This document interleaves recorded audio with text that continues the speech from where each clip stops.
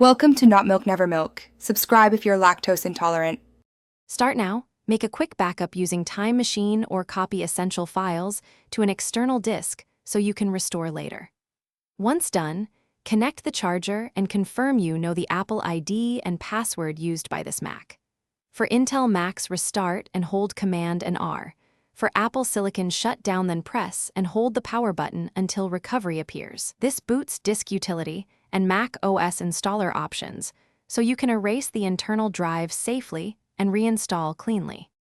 In Disk Utility, choose View and Show All Devices so you see the physical container, not just volumes. This prevents partial erases. Next, select the top-level internal physical drive, then choose Erase. Pick apps for modern SSD Macs or Mac OS Extended, journaled for older HDDs.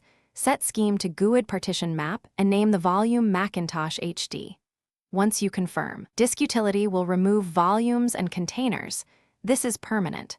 When the erase finishes, quit Disk Utility to proceed to reinstall Mac. After erasing, select Reinstall Mac OS from the recovery menu and follow prompts.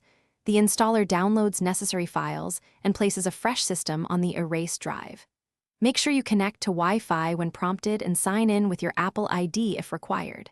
If the installer fails, quit to Utilities, open Terminal to verify date and time, or choose Internet Recovery by restarting with Option Command R. Once installation finishes, complete the Setup Assistant or use Migration Assistant to select.